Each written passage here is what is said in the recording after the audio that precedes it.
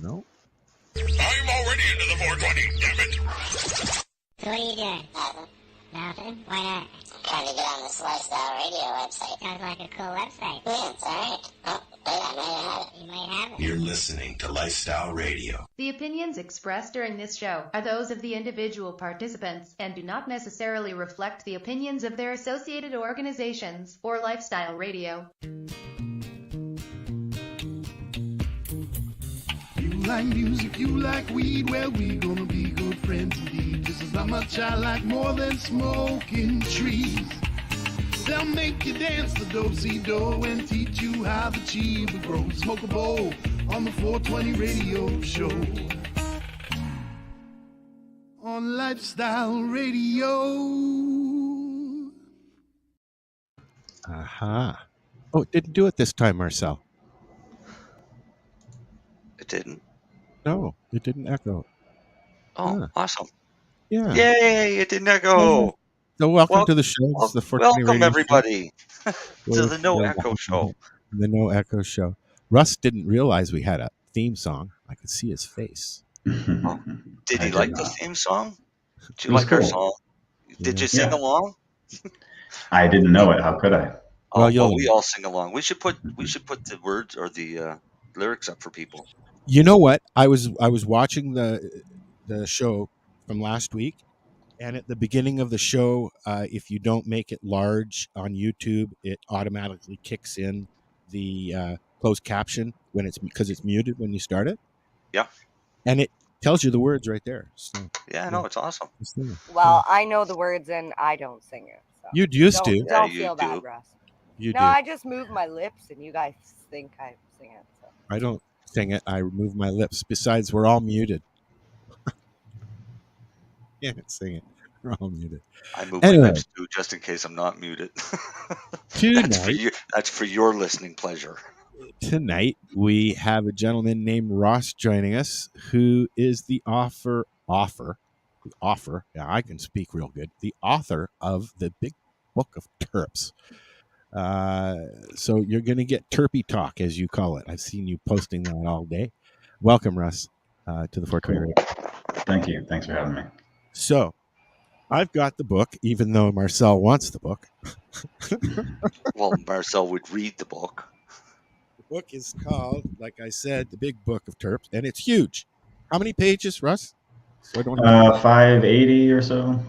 So it's a textbook on everything that you would like to know that we know now, because 10 years from now, I'm sure there'll be more. There'll be a part 2 about terpenes and is it flavonoids or flavonoids? You called it flavonoids earlier. I call it flavonoids, tomato, I suppose. Okay. Yeah, I think it just depends on. It's like cannabinoids and cannabinoids. Oh, I love Chris doing that. Cannabinoids. Cannabinoids.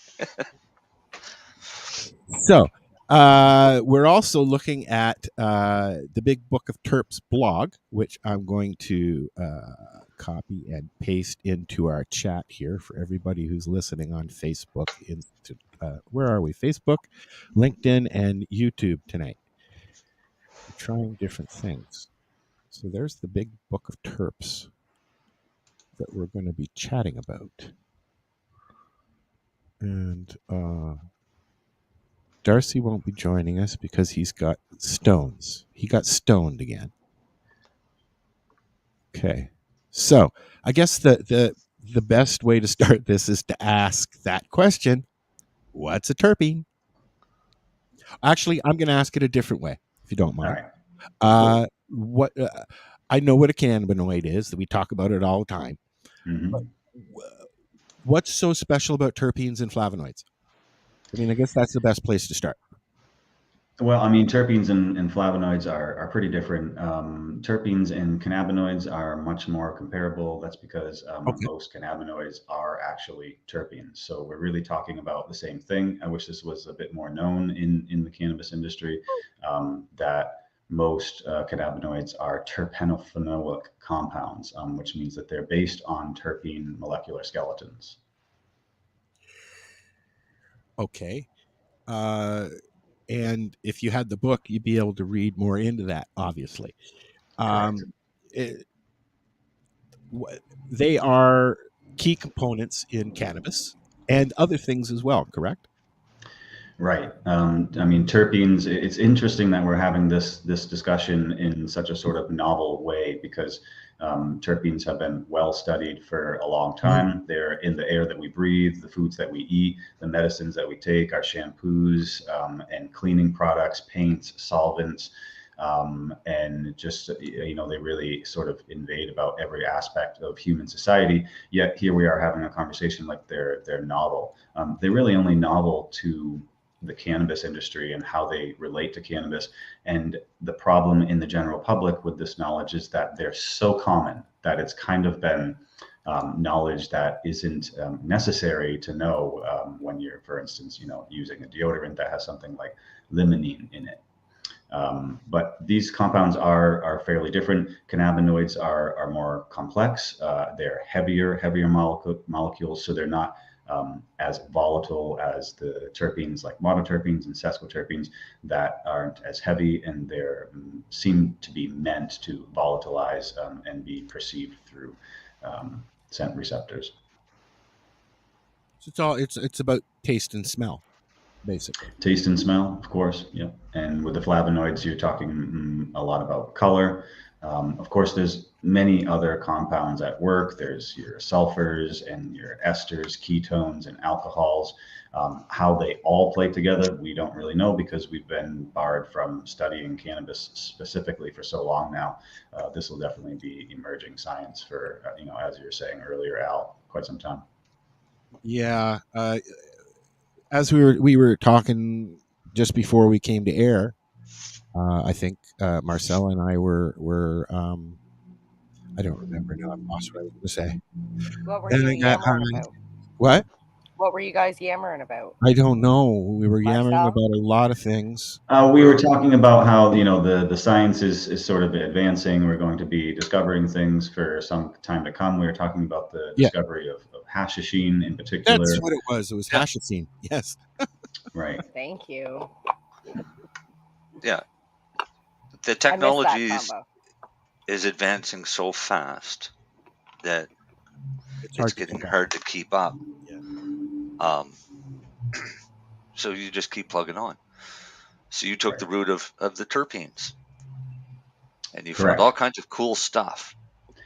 Well, what I find interesting is, Russ, you said that terpenes have been around, they're commonly used, and that people should be aware, and we kind of know these things. But unless you've actually done any sort of studying on essential oils or, naturopathic medicine or stuff like that, I love the smell of lavender. I know lavender makes people sleepy, but I never found out about linalool until I started using cannabis.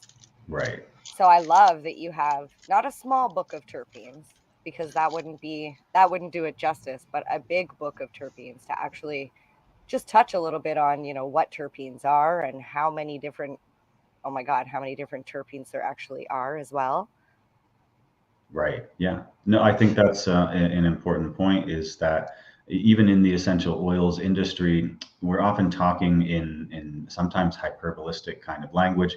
We're talking about the oil of lavender or the oil of neroli or something similar. And even in that industry, we're often not talking about what those constituents are that actually cause those scents, that are responsible for those fragrances and those tastes. And I see this a lot, in particular with terpene companies that actually sell terpenes, but really what they sell are blends, and they don't even really talk to you about terpenes, not in their literature or in their sales materials. And I think that this is something that, for me, I'm very passionate about. I think the aromatherapy and essential oils industry needs to get better about understanding the science and being able to articulate the science to their clients. I recently got one of the little air thingy machines there that you can for aromatherapy, and I find it astonishing actually how quickly those scents fill the room with. You got an diffuser? Yeah. It's just a little one. It bubbles up. It's actually kind of cool. I like it. It's got lights, trippy lights on it. So, Nice. My house smells like terpenes too. Yeah, mine but usually those are natural too, terpenes. Yeah. Well, so But can you actually buy terpenes? I know, I've seen on, like you're saying, online that they have terpene products, but those are not actual terpenes. Is that correct? Right.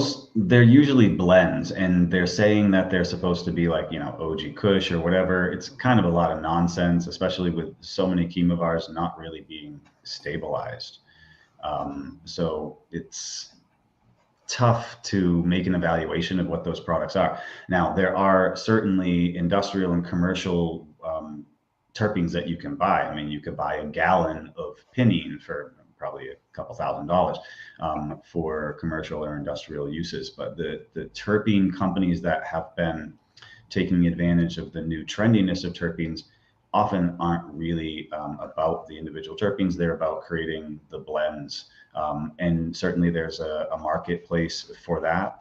But it's not particularly what I'm usually talking about or what I like to dork out on. Yeah. Dork out on. So what do you like to dork out on? I'm like, I mean, I spent almost 4 years reviewing every study I could find and every book I could find about terpenes. That's what I have been dorking out on, and started down this path because I just kept finding so many fascinating and just deeply interesting and sometimes troubling things about terpenes and how they're used by plants and mushrooms and animals and bacteria and viruses. And, there's a whole world of communication happening out there that we're not privy to. And it's actually the biggest form of communication in the world. I mean, this is just the very tip of the iceberg about what I can dork out on terpenes about, and everything related to it, from how bees use geraniol to how aphids use farnesene. There's just, it's nuts. It's a crazy world out there, deep, at the macro level, or excuse me, the micro level. Yeah. I like that. I'm excited about terpenes. I'm always interested in to find out what they can do and how they can benefit us. Right. Yeah. Hillary asked, why does shellac smell like bananas? That's probably due to an ester, which will be covered in my next book, which is the Big Book of Keys, Ketones, Esters, and Alcohols in Cannabis. Is this the first book that's been done like this with this much detail? Like, I mean, this is a textbook that's something that's going to end up in a university classroom, I'm sure, at some point. Right. It hasn't. There is nothing else like this in the world.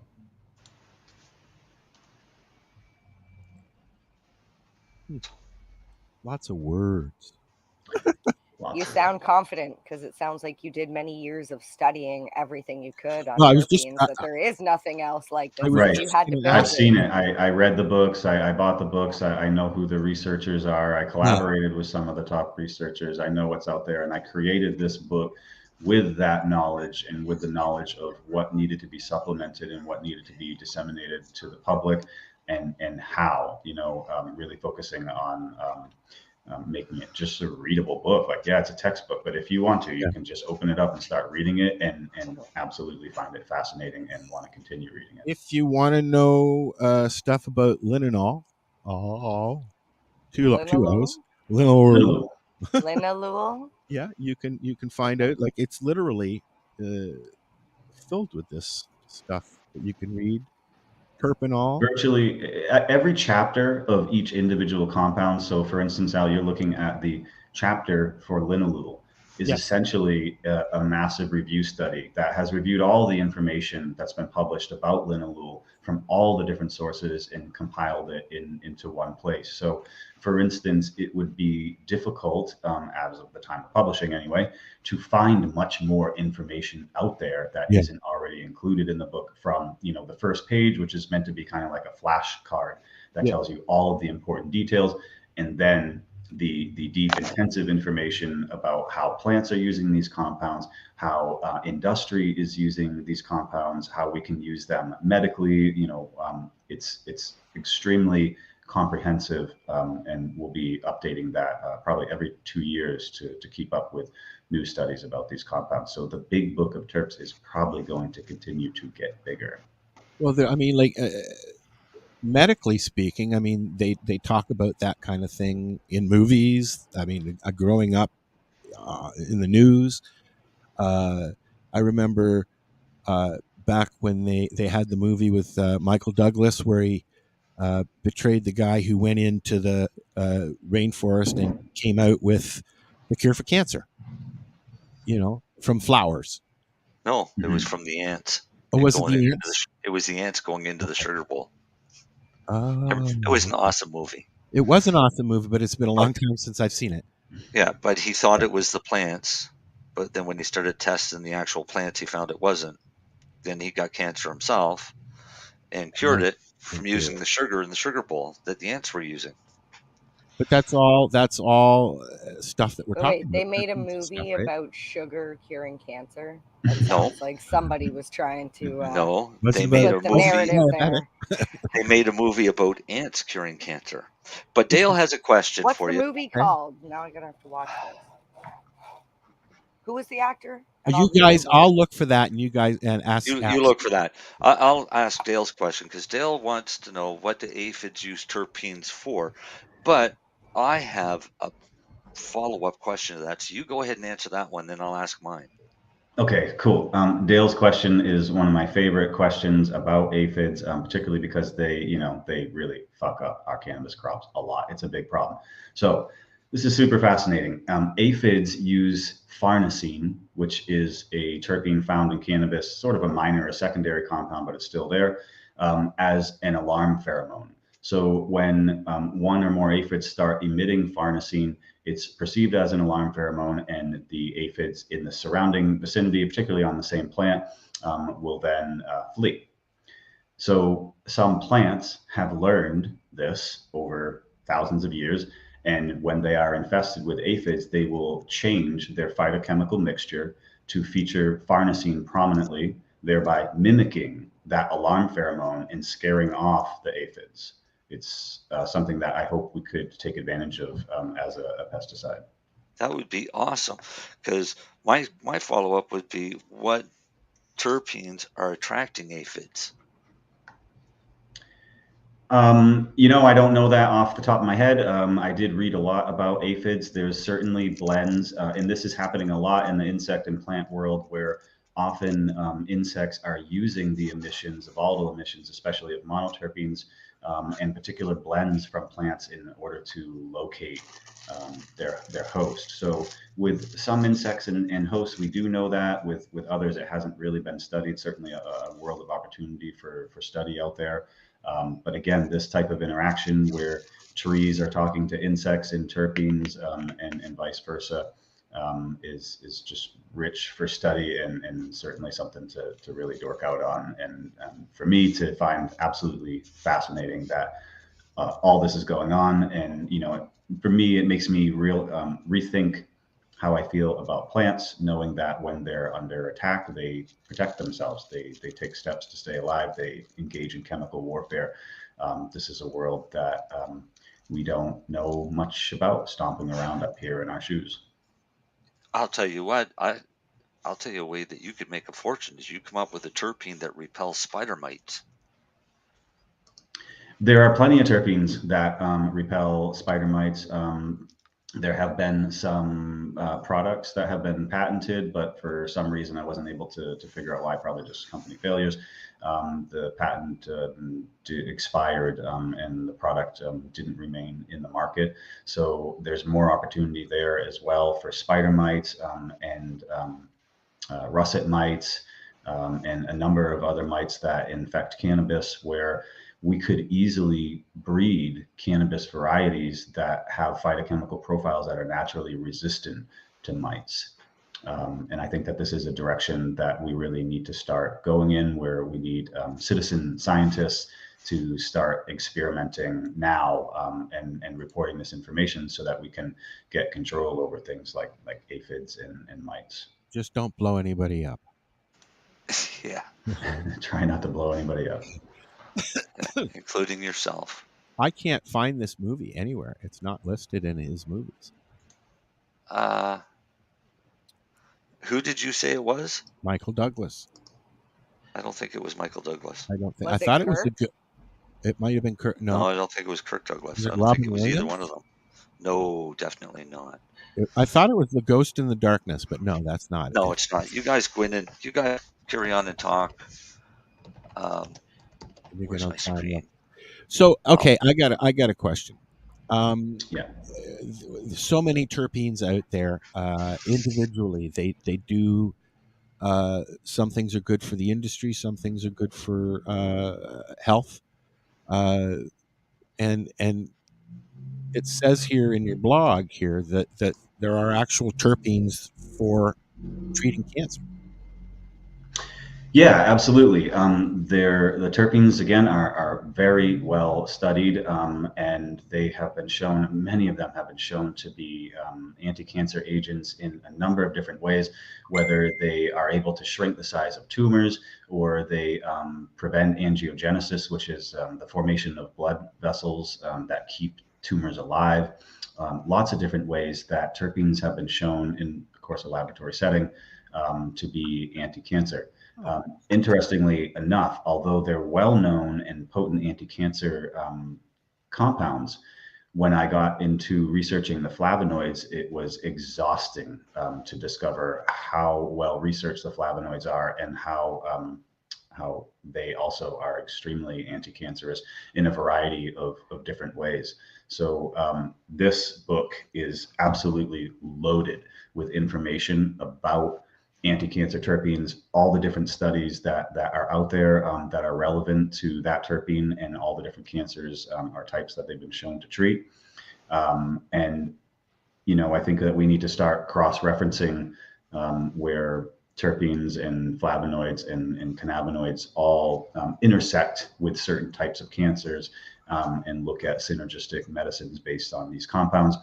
Terpenes have also been shown to be synergistic with many of the leading chemotherapeutic agents. So when we talk about synergy, we're really talking about things that happen outside of the endocannabinoid system, which could also happen in the endocannabinoid system.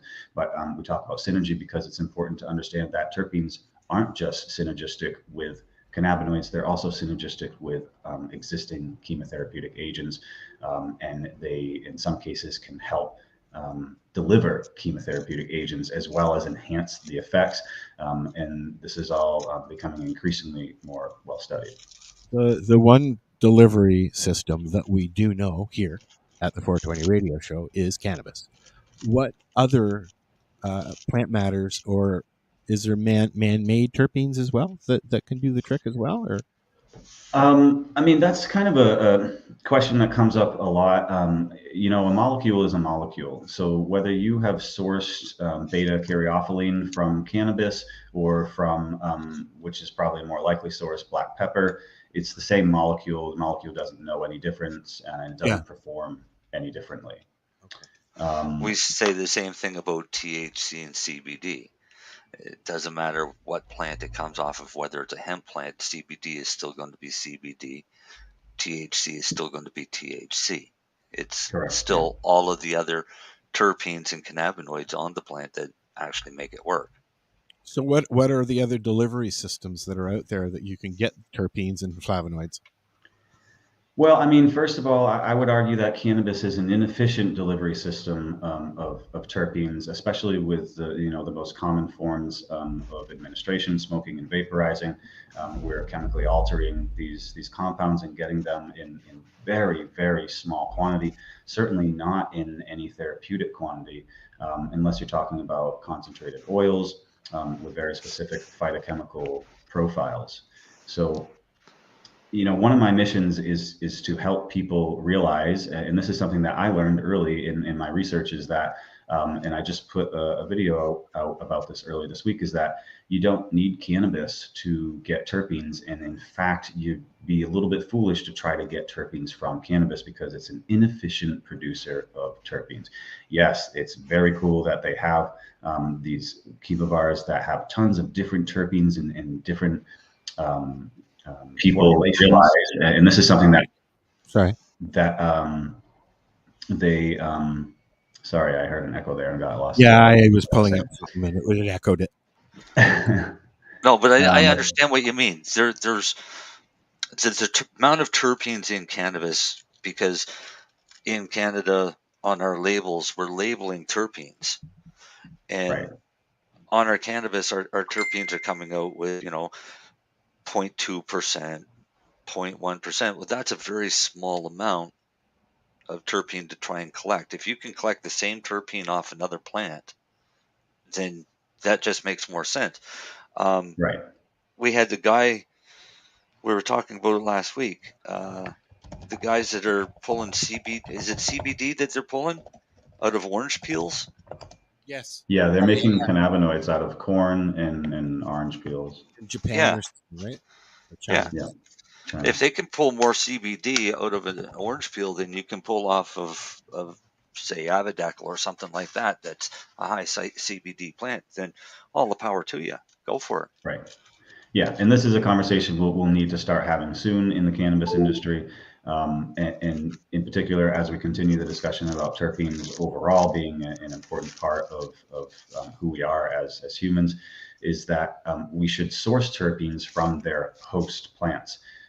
For instance, again, if you want beta caryophyllene, you would go to black pepper and maybe blueberries. If you want limonene, you would go to the citrus fruits. If you want myrcene, you would look to celery.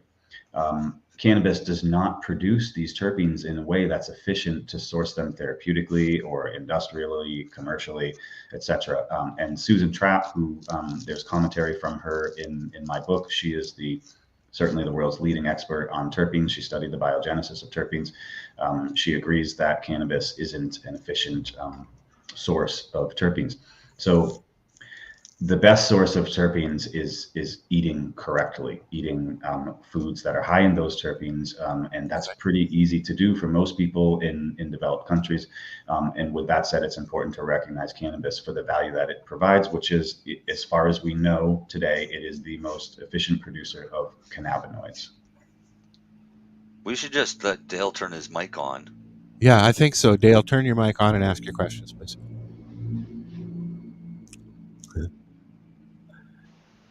Wasn't Horatio extracting limonene from orange peels and then selling the isolate in Canada? You can absolutely do that. That's where it's usually industrially produced, is from orange peels or the waste products of the orange industry.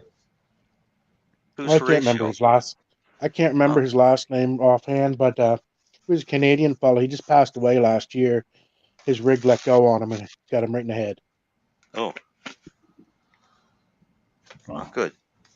No. Oh. Yeah.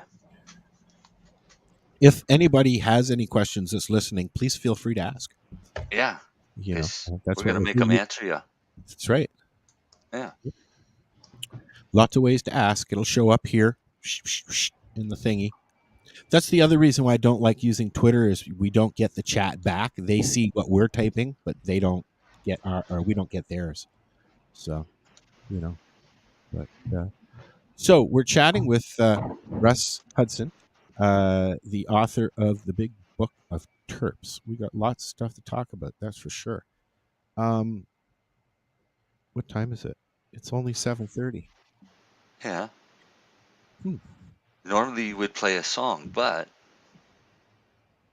I've got some funny stuff loaded here that we're going to watch. It's only 2 minutes long. It's enough for a pee. I have 2 joints rolled here, and I don't know why, so I'm going to smoke one. This is the 420 radio show. I'm going to load this thing up, and we're going to watch some. This hour is 22 minutes. We'll be back after this is done. Oh, where's the button? There's the button. It's a residential neighborhood. We need to keep the peace while preserving the right to protest. It's a thin line. A blue one.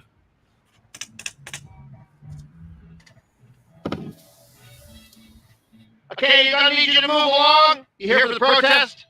No, we're for the bands and the hot tubs and bouncy castles. That's the protest. Oh, dude. I thought it was Canada Day.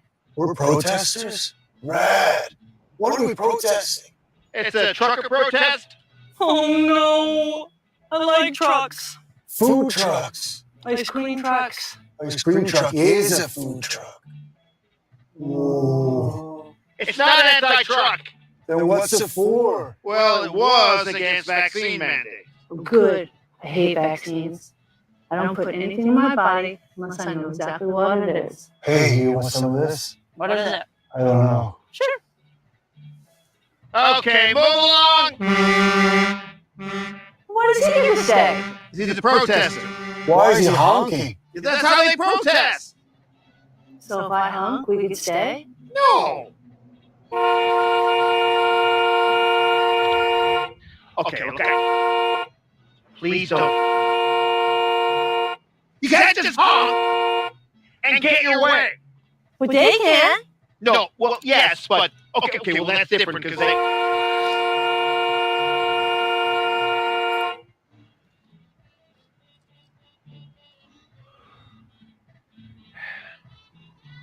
Officer! Someone stole my weed! Someone stole our weed!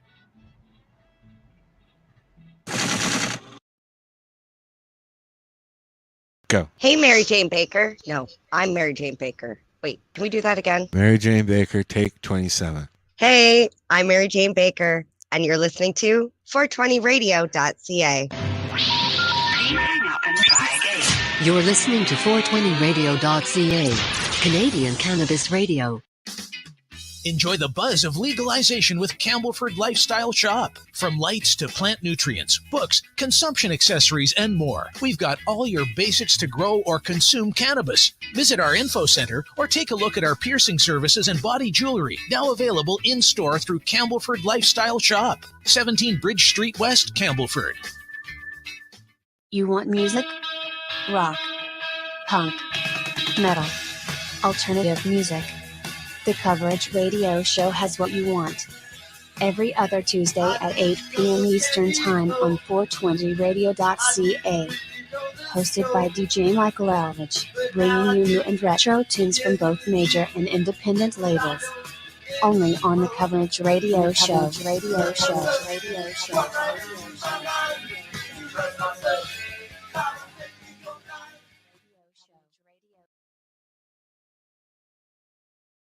And we're back, but I forgot to shut the video off. And now we're back. And there was an echo. There was an echo. There was an echo through the 22 minutes. But it's funny as hell, 22 minutes. Yeah, it's funny as hell. Well, I'll try and see what happens with the other one. I think I know what's up. Cool. Don't let it happen again, Al. It wasn't that bad. Hillary says it wasn't that bad, but it was enough that I even had to ask. Shared the tab audio as well. And it played twice through it. Okay, doesn't matter. Anyways, we're back. It's the 420 Radio Show. We're chatting with Russ Hudson about terpenes and stuffs like that. Why don't we while we're thinking about things to talk about, why don't you tell me what you find interesting about terpenes that a layman like myself might go, huh? Put the guy in a spot. No, I mean, there's really so many different things that you could say. I think the most interesting thing for the layman is to learn how prolific terpenes are in virtually everything that we do, especially Canadians and Americans who have access to rich supermarkets and parks. So to know that you can get therapeutic compounds by, for instance, going for a walk in a pine forest or any coniferous forest. That's what Japanese forest bathing is based on. The inhalation of monoterpenes, mostly pinene and myrcene, two of the three most common terpenes in cannabis. The layperson who uses paints and paint thinners might be interested to know that most of those products are based on terpenes and are dependent actually on terpenes in order to function correctly. Yeah. For the average person to know that every time they're eating a piece of fruit or some kind of vegetable, they're taking terpenes into their body. And when you are using any kind of general household household products, from detergents to deodorants, hair gels, lotions. It's just absolutely ridiculous. If you go, for instance, into your medicine cabinet right now or your bathroom and look through these products, you will assuredly find terpenes in them. And I think that is pretty fascinating as a starting point for the layperson to understand, like, the prolific nature of terpenes and how they're so prolific in nature and in commerce and industry and medicine. It's a little bit difficult to even grasp how terpenes are so common in our lives already, and when most people know nothing about them. I think that's a pretty fascinating feature right there. There's a reason why people from centuries ago that now they call monks and that they used aroma in their therapies and in their preaching, and I mean, one of the aromas that I love, probably one of the biggest aromas I love, is neg champa. Very old, perfumey.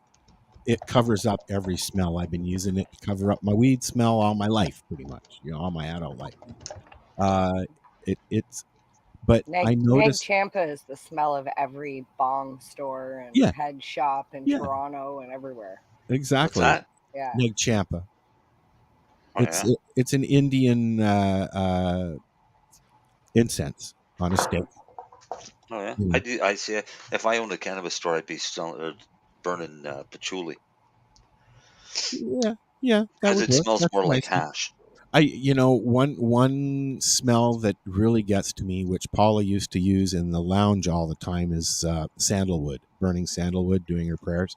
I'm like, yeah, I have sandalwood essential oil for some products, and it's ripe. Are terpenes involved in allergies as well, do you think? Yeah, it's fairly well known in sort of not to me in certain circles, skincare circles, dermatologists, that terpenes, when they oxidize, can be irritants for some people. In particular, linalool, which is added to astonishing amount of products. When this is oxidized, it can be an allergen for a lot of people. In fact, in Europe, they're trying to get it added to patch tests, and may have succeeded within the last couple of years. So there are some concerns there, but of course, it's from the oxidation products of terpenes, and what I've looked at, rarely with the actual compound itself. So are there smells that don't have terpenes? Or if it's a smell, there's a terpene involved? No, certainly there are other chemical constituents that smell. There are also terpenes that don't smell. Okay. So you have both of those things going on. In cannabis, for instance, it's likely that the strawberry and banana smells of certain chemovars are due to esters. And because of recent work that was published by Abstracts in collaboration with Max Montrose and the Trichome Institute, we now know that the skunky smell of at least certain chemovars comes from sulfurs. So we have a lot going on in cannabis in addition to the terpenes. But in general, the monoterpenes are the most potent smell and sort of aroma. Of course, that's the pinene, myrcene, limonene. Those are the three, top ones. So when you go to the limonene, explain to me how limonene can have two different smells. So there are two different isomers of limonene. There's also two different isomers of linalool. I was just going to ask you if it was like that with the cannabinoids, because you've got the THCA, blah, blah, blah, blah, blah. You have the same thing in the terpenes? No, that's a bit different because THCA is the acidic version of the molecule. Okay. So you're actually chemically changing it to then make it into THC. I meant the subcategories. You mean like alpha and beta? But with limonene, it's not a subcategory. Some will smell like lemons and oranges, and some will smell like pine. Correct. And that's those are the two different isomers. So basically, those molecules are the same molecules, but they're mirror versions of each other. And even though they're so very close, they still produce extremely different properties.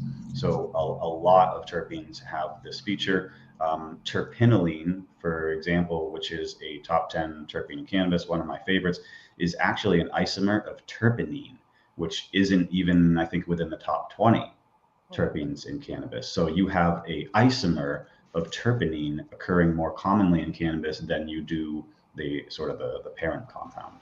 Lemon seems to be the key word in there, though. Why is that? Like a lot of the good weed that you get out there has a lemony taste?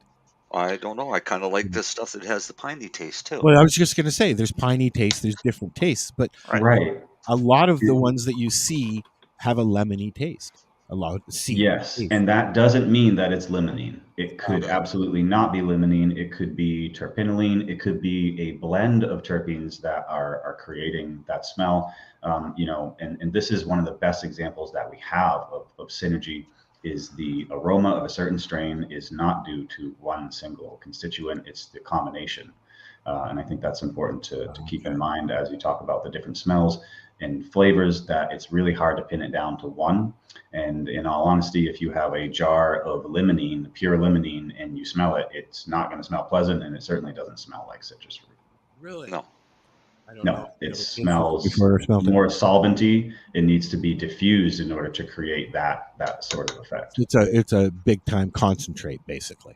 Right.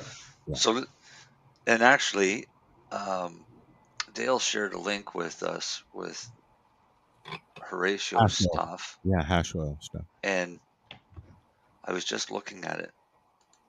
Castoreum, Dale, and it's called limonene hash oil. Is what Horatio Delbert was making. And I would say he's got, it's made by its limonene hash oil or limonene hash oil, extracted with limonene and THC concentrate. So it's very likely it's a distillate that he's added terpenes to. It's not a hash oil. No, because it's clear. You see it's clear. It's distillate.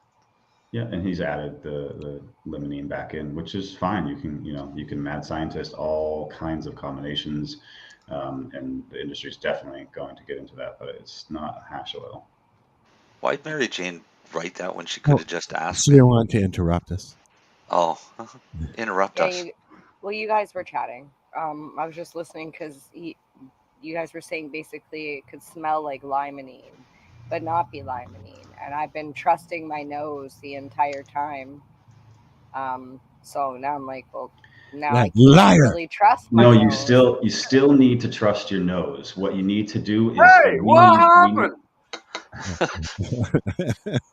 We need better science so that when you smell a strain or a chemovar in a bag and your eyes light up and you're like, fuck yeah, that's the strain that I want. There's something happening there. As I was talking about earlier, there's all this communication going on between different entities with terpenes, and you're also receiving that communication when you know this is the stuff that I want. And for instance, for me, it might be like super silver haze. When I smell that, I know that I want that. It talks to me in some way, but you might not like that. So I think that you still need to trust your nose. And when your nose tells you this is the good shit, get it. Even if the expectation of what you've been told at the dispensary doesn't match that sort of result that your nose shows. We need more testing so that when your eyes light up and you find a strain that just makes you go, wow, then you need to know, what is that strain? I need to know the top 3 constituents, at least as far as the terpenes, to understand this is what I need in a strain and this is what I like. And then you could sort of get into why. But first, trying to get that consistency is very difficult. And until then, you do need to trust your nose. Well, I think the point that I was trying to make is when you said that it could be, what was that other thing that could influence the smell? So was it a gas? No. Well, it could be an ester, could be sulfur. That's it, the sulfur. Right. If one of those aspects are manipulating what I believe is the smell that I like, I'm just like, I don't know. Because don't get me wrong, I'll try anything once. And I generally, I Give keep it to it Mary up Jane. here. I keep it up here of like what type of cannabis I do like and what I don't, but I guess I really shouldn't do that because depending on cultivar, lemon sour diesel from one producer is going to be different terpene profile than another producer. Absolutely. And this is something we really need to get an understanding of in the cannabis industry. I've been talking to a lot of hemp farmers recently who do have a pretty good understanding of it. And not only is that true, but it goes far beyond that. For instance, the terpene profile of the back corner of your field could be completely different than the terpene profile of the front corner. For instance, let's say the back corner was exposed to aphids and it increased its phytochemical content so that farnesene was the primary terpene, and you harvested during that stage, you could have totally different phytochemical content in the same exact field. Yep.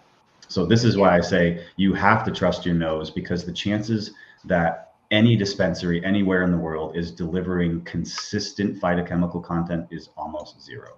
But you want to trust your taste too, because that's the flavonoids, right? Your taste. The nose is the first. Despite the sort of precursor to the word flavonoids, there is no flavor association with flavonoids, at least none that we know of. Flavonoids are about color. So in cannabis, the blues, reds, and purples that you see are due to different types of flavonoids, and in the wider plant kingdom, typically coloration is due to flavonoids, and that's related to antioxidant protection, UVB, solar radiation protection, and some other relief of abiotic stressors from plants. But primarily, they're known for the production of color. Okay, so stupid question. That's not a stupid question. Where does the taste come from in cannabis? Oh, that's a stupid question. Terpenes. It's mostly terpenes. So terpenes are both smell and taste. That's correct. Yes. Okay. And you'll have other, like esters are imparting some taste in there as well. We just don't really know how much. We're going to get into that in another year. But certainly the terpenes are well-known flavor molecules. This is another use of terpenes. They're in food products that you wouldn't believe. They're so embedded in especially prepared products that they're not even considered an ingredient. They're considered sort of a precursor product. So they don't have to report those in the ingredient list. But chances are, if it's a processed or packaged food, there's terpenes in there in some way. They add terpenes to the packaging as deterrents from certain insects and bacteria and fungi. It's another section that terpenes are widely used in candies and beverages to give maple flavors and to give piney flavors, and to give, for instance, with linalool, you have that sort of lavender flavor. Linalool is the number one constituent of a number of different types of cinnamon. So when you think of cinnamon flavorings, you could be talking about linalool. The flavor implications of terpenes are extraordinarily well studied. I recommend checking out a website called the Good Sense Company. For 40 years, they've been compiling information about exactly this. What do these compounds smell like? What do they taste like? It's an excellent source of information about that. And in fact, PubChem often uses information there, in their collaborative and verification processes. Cool. You just what is that? What is that word that Dale wrote there? I can't even. But before we get to that, before we get to that, let's bring up the fact that we had Cheryl and Haley Rose on a few years ago. Should have them on again soon. Yeah, we should actually. But that was one of the things that they found with Haley. She's got a severe form of epilepsy that they've been treating for years with cannabis. And what they found was her being able to go into the dispensary, smell each strain, would pick which strain was going to work best for her that day or at that time. In Canada, we don't legally have that option. We can't go to one of the dispensaries and smell the cannabis. Not in the legal stores. Actually, we can't even legally look at what's inside the package. Yeah, the only way that I can find out if the weed that I'm buying from the legal store is fresh enough for me to buy is to squeeze the package. That's all you're allowed to do. And that doesn't work if it's coming into a tin can. That's right. But if it's coming in a tin can, it's sealed at the right moisture content anyway, so it's not an issue. Are things that bad down in the States? Are they like that, or is it that controlled? Can you just walk? It's pretty similar. There's some sort of lip service being given where a dispensary might put out, those special containers. They're clear, but they have some ventilation in them. But those same samples sit in those containers day in, day out. It's a terrible representation of what might actually be behind the shelf. It's just kind of a joke to make connoisseurs a little bit happy, but real connoisseurs know better anyway. If you're a connoisseur in Canada, you're not buying legal weed. Sorry to say, but well, that's true. That's not something that connoisseurs do. I mean, I Mary Jane also shops on the reservation as I do during the summer, anyways, and the quality of the middle of the road strain from the reservation dispensary is about the same as the bottom end of the legal scale. Not even. No, you think it's worse than that? I think it's better. You want to talk price? Oh yeah, well yeah. That's what I'm getting at. I mean, you can get some really nice. Oh, you got to make her big. Make her big. Hold on. Got to make it big. Average size, like average size buds from the legacy market, from the indigenous market. Yes. And if you go to the legal market here, I got tiny little buds. Here. You get stick. You smaller. Get stick and little buds. Always. And I'm not gonna lie, I paid $100 for 3 ounces. So at the res, you can get a $55 ounce at the res now. So. She just got three for $33 a piece. Yep. And I got a free pre-roll. I got a free pre-roll and a free drink. Because you spent $100. See, that's a good deal. Okay, so good you brought that up. The drinks, they're using terpenes in a lot of the drinks now, correct? You can infuse them and same kind of things that you can do with oils and stuff, right? They're using distillate, aren't they? Are they? Because that's where I don't like these drinks. Yeah, I don't like distillates. That's what I like. I don't like distillates, but there's other ways to make them. Marcel knows this. There was a company. I don't give out secrets though. I can't sell remember secrets. who it was. They made like a Kool-Aid powder, a THC infused Kool-Aid powder. Do you remember, Al? It was at Karmaka. Yeah, they infused the sugar is what they did. Was it Thompson Caribou? I can't remember. It was Thompson Caribou had a syrup. They had a syrup. They had like a cough syrup, and they just. But it was also. It was not a distillate. I don't think. No. From what I heard, it wasn't oily like that.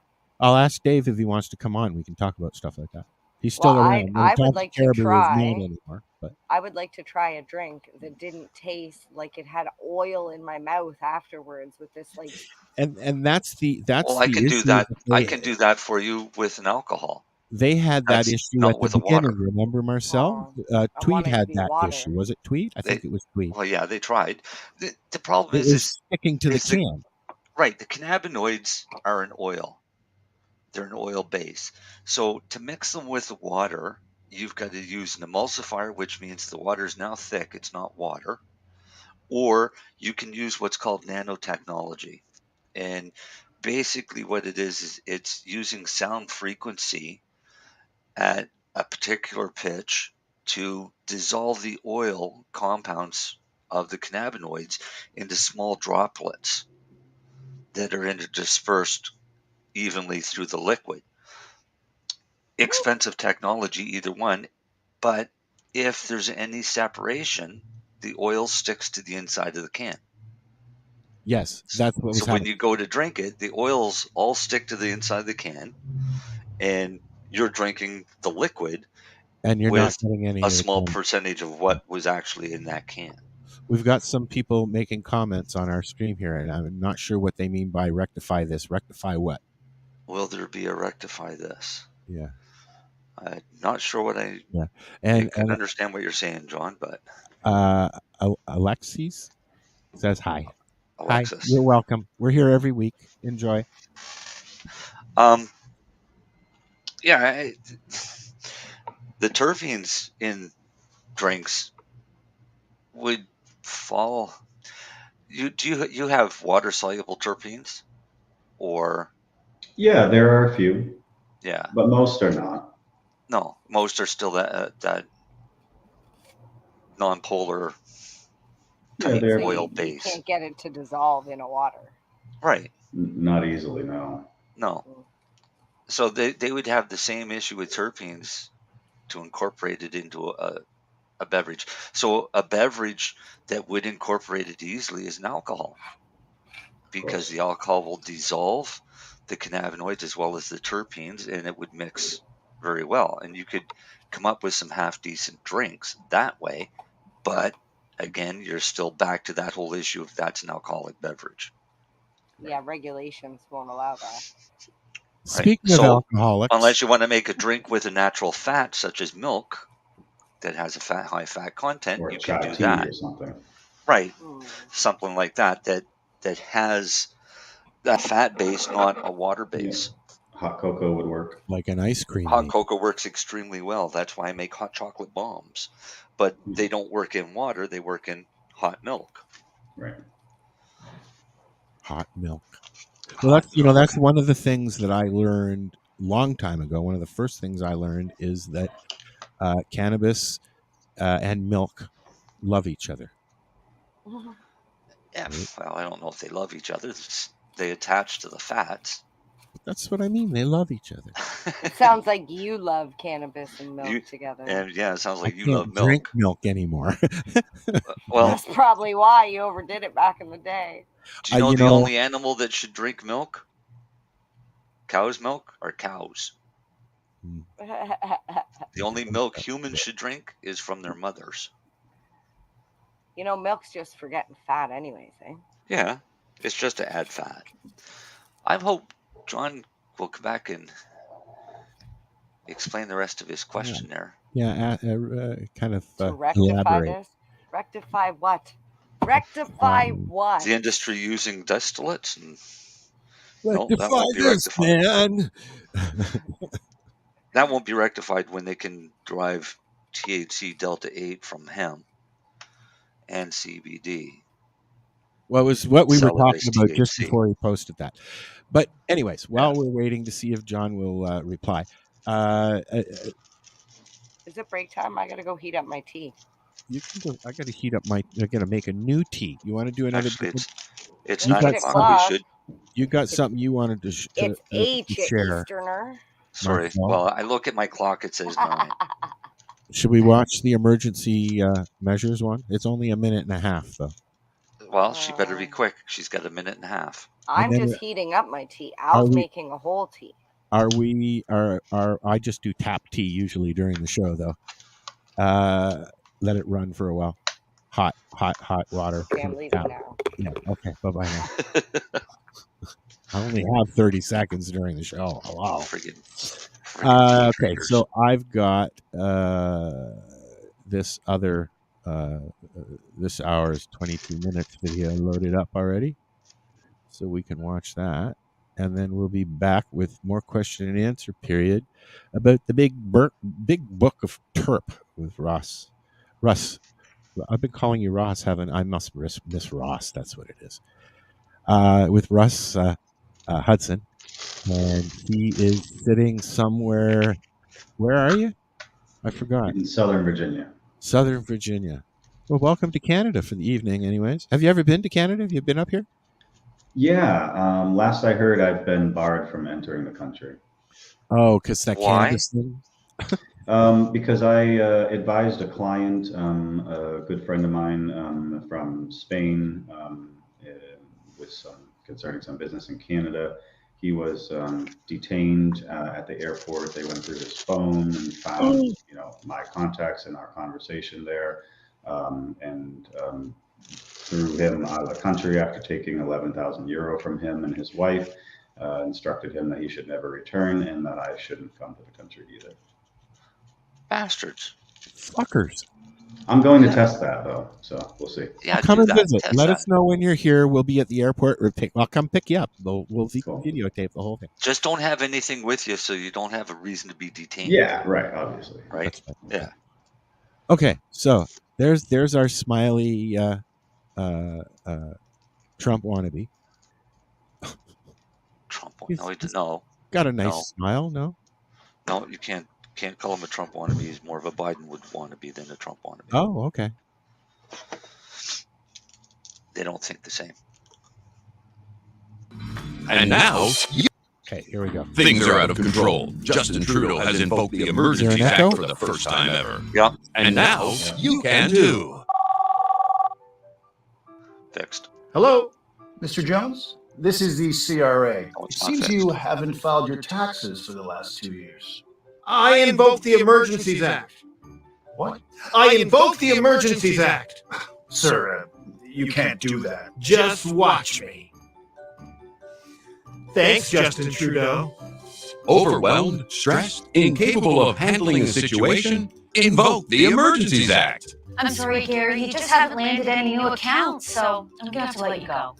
I invoke the Emergencies Act. You can't fire me. Yes, I can. No, you can't. It's a thing. Look it up. Sorry. Gary?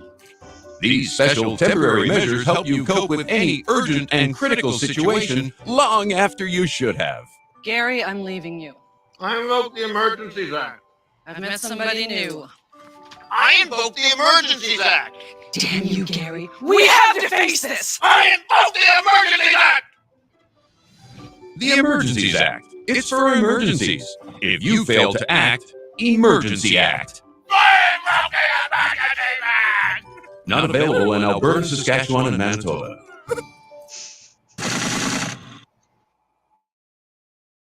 Hey, this is Cheech. And this is Chong. And you're listening to Lifestyle Radio. What is it? Lifestyle Radio. Say it one more time. 420 Radio? Ooh.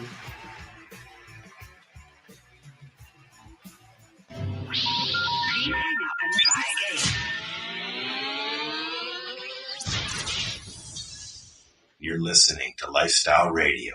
Are you an independent musician? How would you like to have your songs played on hundreds of radio stations just like the one you're listening to right now?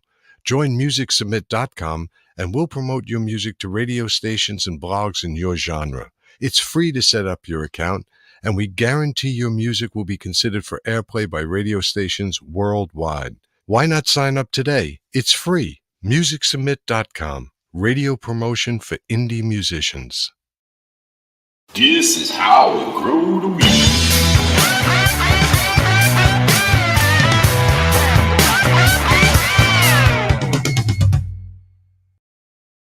Darcy, you're up. Yeah, Darcy. Darcy, you're up. We're back. It's the 420 Radio Show. What's that look for, Mary Jane? What are you eating? Come on, what are you eating?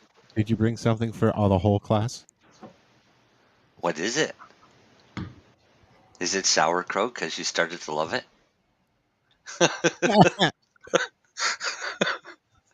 Should we show Russ? Yeah, Sauerkraut should show is Russ. nasty. Okay. This happened a few weeks ago, Russ. 3, 2, 1. It's good.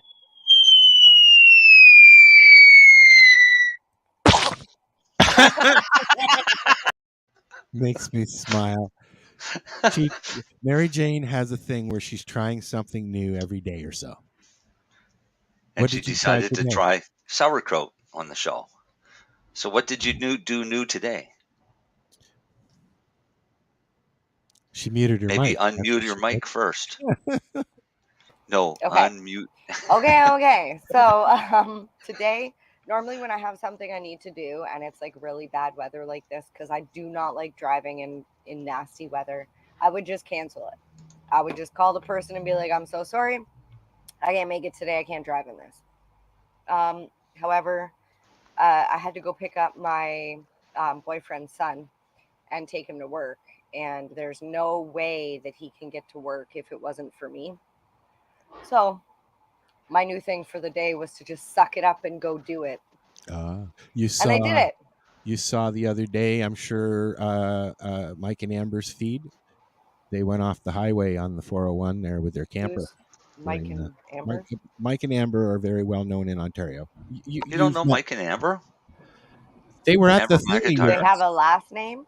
McIntyre, Amber McIntyre, and Mike. Oh, the pin girl. Yes, Yep. yes. They had an accident on the highway. They, but they're okay. They're okay. Yes, they're okay. But They broke their truck and trailer. Yep.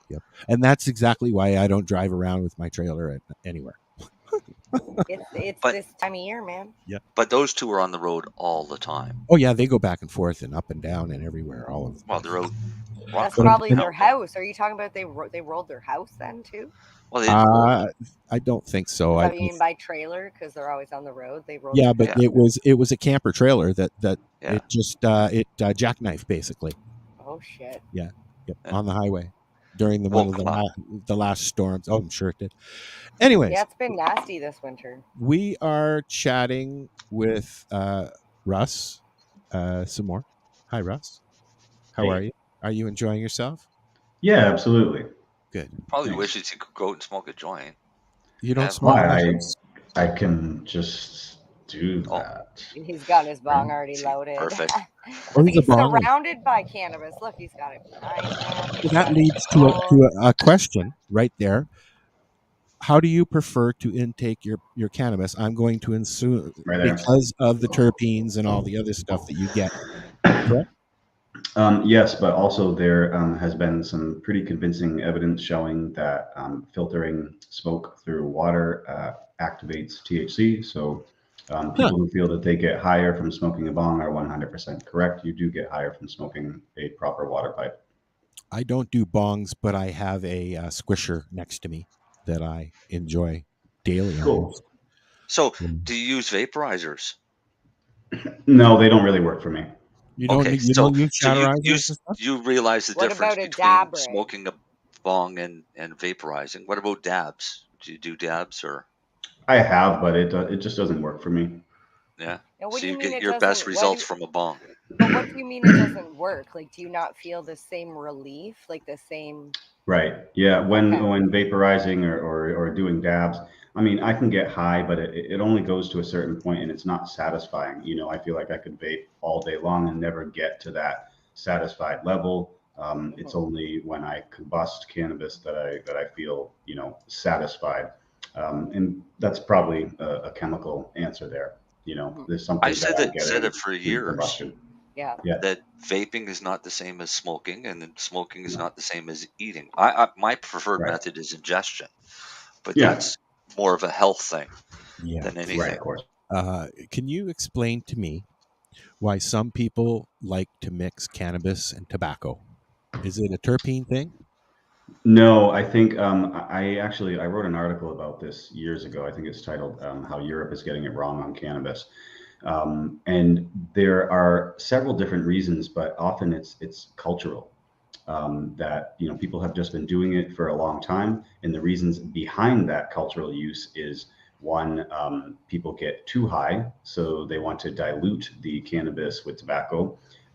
Two, they can't afford the cost of the hash or cannabis, so they again dilute it with tobacco, or they're stretching it, or that's just how they do it. That's just how they do it, and obviously they're addicted to the tobacco, and to varying degrees may be addicted to the cannabis as well. What do you have to say about that, Marcel? Kiss my ass. I have something to say to that. I don't mix. I'm a blunt smoker, so I don't mix tobacco. I don't mix tobacco with pot. No, you mix it with hash. I realize that. Hash and oil. Yeah. Because I'll make an oil joint or I'll make a hash joint. But I'll use tobacco. We also did you know that we have nicotine receptors in our body? Mm-hmm. Makes sense. We have opioid receptors in our body. So one could say in plant form, not in like actual like opioid, but we would be able to, or possibly require this in small amounts to stimulate our receptors. Right. Yeah, just like the cannabinoid receptors. So I'm going to go and start licking poppies. Make sure you can take eat a the razor blade and poppies. slice them open first, buddy. Well, you slice them and bleed them a bit, and then chew on that. Whoops, we shouldn't be telling people that. So do not slice poppies. I used to when I smoked, I used to mix all the time. But it's also known that tobacco opens your air passage more, and you actually get a deeper toke when you've mixed it. That's what I've been told. Yeah, but there was another. I heard it's actually the opposite. I heard cannabis opens yes, up. that's cannabis. Mary Jane is correct. That which is bad when you tobacco mix restricts capillaries. Yeah, as soon as you mix the tobacco in, what happens is the cannabis opens it up and allowing the tobacco to get even further to do damage. That's what I was understood. Yeah, but that makes sense as well. Yeah. Alexis just made a good point, so I put it up. Oh, okay. Well, that's why we've been here for 15 years doing this, Alexis. Yeah, she's joining us from Iowa. Well, you join us every Friday. We're here. Nice. I'm curious where Russ is. You're in the States? Yeah, I'm in Southern Virginia right He's now. already said he's in Southern Virginia about 20 times tonight. Oh, because I of missed Hal. it. I missed it. I'm sorry. He was sniffing on some terpenes. Can you get any benefit as far as a stone from sniffing terpenes? I mean, the evidence shows that myrcene, when volatilized, is a sedative. What do you mean volatilized? It's in the air. Okay. So it's been made into a vapor. We lost Mary Jane. Limonene has also been shown to have very specific therapeutic effects, including decreasing the heart rate and instilling a feeling of calm over study participants who unknowingly breathed limonene that was pumped through the vents. So there are several different terpenes that have effects that are actually normally attributed to cannabis. For instance, Ethan Russo, who is the leading researcher in the entourage effect, has said repeatedly that the calming effect attributed to CBD is 100% wrong. It's not attributed to CBD. It's attributed to myrcene, and the preponderance of evidence shows that he is almost certainly correct in that regard. Another reason why we need to start talking about terpenes and why we need to start making the separation that just because it's a cannabinoid doesn't necessarily mean that it's some kind of holy grail. And there are other compounds that could be doing that work. Myrcene is certainly one of them. We're just getting used to the whole cannabinoid thing and the THCA and Z and V and XYZ. And new ones they keep isolating. Yeah. So I mean, like we were talking at the beginning of the show, I started doing this as an entertainment thing 15 years ago, and it's come into more of a medical thing because of Marcel and Lori before him and Jess and a whole bunch of people. And it's my classroom, and it's how I learn, right? That and YouTube, although I'm careful about YouTube. But he brought up the point earlier. It's because the plant has been so restricted to research that we've had to backyard scientist everything to get to where we are today. And things that they're coming out with scientific papers now, we figured out 5-10 years ago, right? So they're slowly catching up and proving that we were right all along. It's great, but the science has still got a long ways to go because us in the background industry or the backyard scientists are finding out way more every day of how we can make this stuff work better. And a good example is enhancing with terpenes. Now, are terpenes on the restricted list like some cannabinoids are? Depend? No. Not in Canada. Okay. But are they in the States, Marcel? No. I don't know. I don't think so. No, absolutely not. All the terpenes are generally recognized as safe. Yeah. But do you remember years ago they used to... For now. Yeah. The police raids, when they'd raid a garden, they would wear masks and everything so that their officers wouldn't get high. And I wish I had loaded that reporter thing by the fire. Yeah, but we used to laugh at them doing this because we knew that they There's weren't getting reasons. high. They were just getting that nice, relaxed, calming effect from the terpenes that we get subjected to whenever we're growing.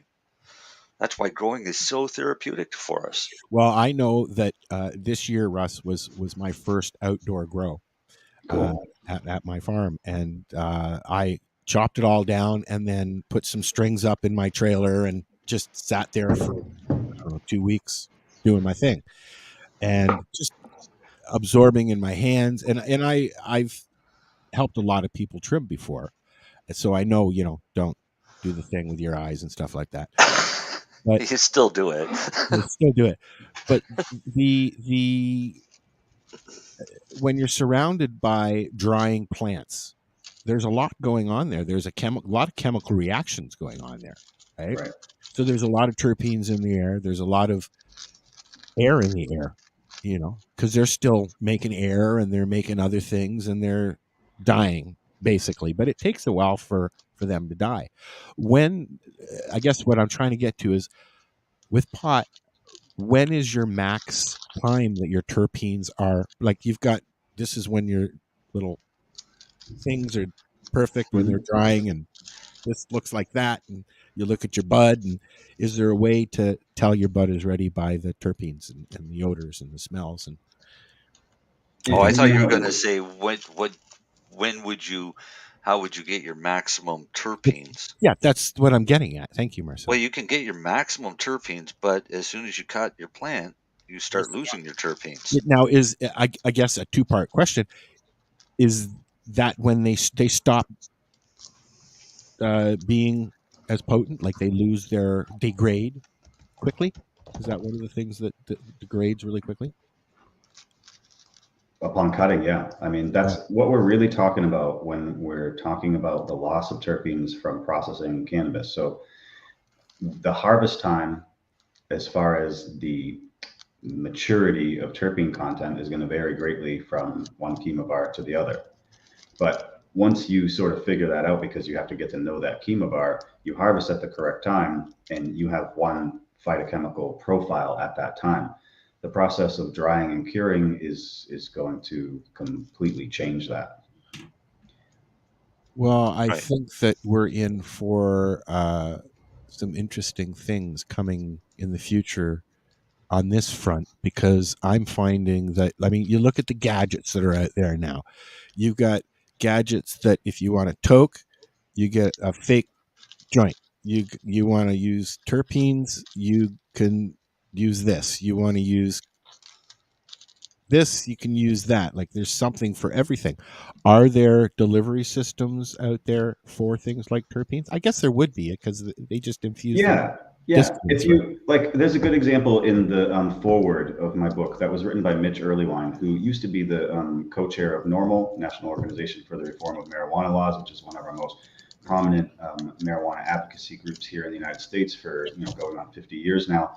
And he talks about their experiment of going around with just terpenes in vape pens and allowing sort of random folks to puff on them and report their results.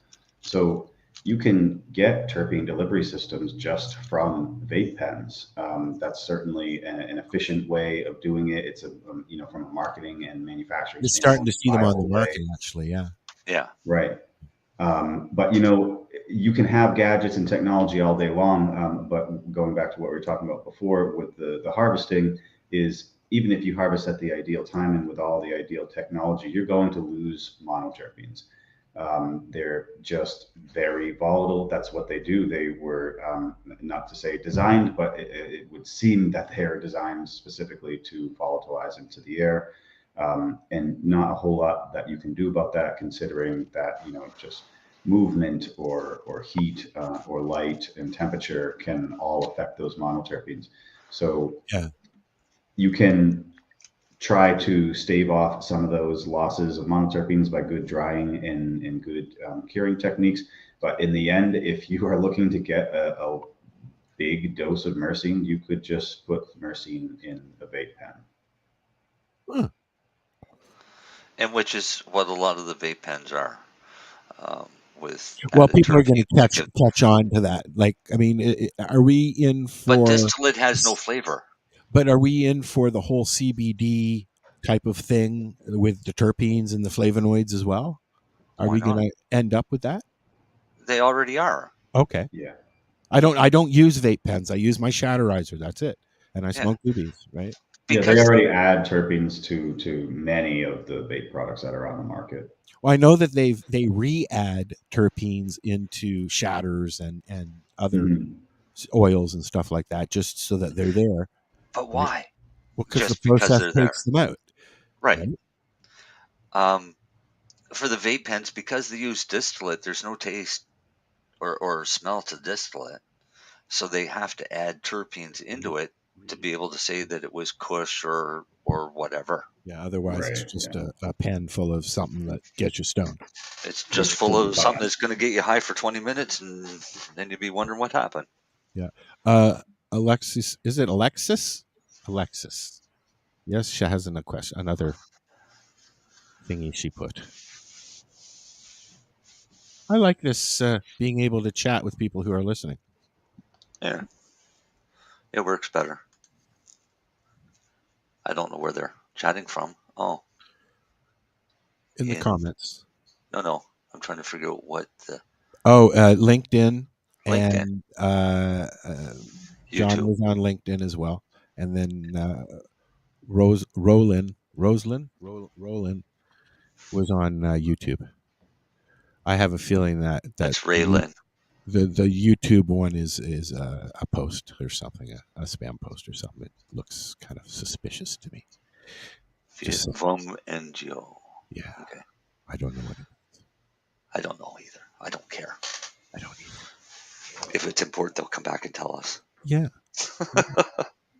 So I'm looking at. I'm just looking through your blog here some more. No, now I want him, Russ, to tell everybody where they can get this big book on terps. Yeah, you can get it at the Big Book of Terps.com. That's the cheapest way to get it. I can offer hand-signed copies, hardcover copies, of course, shipped directly to your door for $125 out of my office. You can also get it for the retail at like Barnes & Noble or Amazon.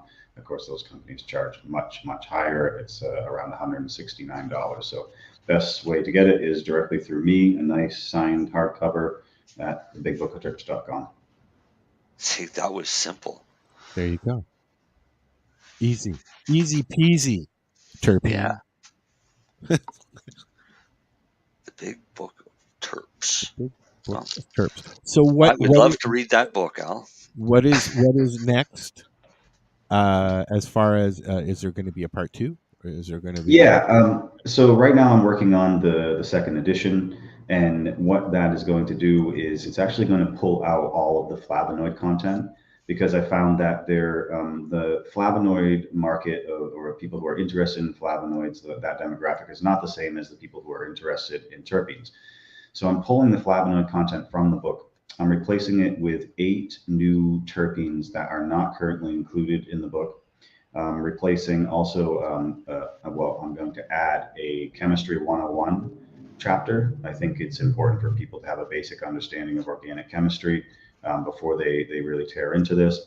And then Susan Trapp, who is the world's leading sort of terpene expert, she's going to be writing a chapter on the most sort of cutting edge and leading recent work on the medical side of terpenes.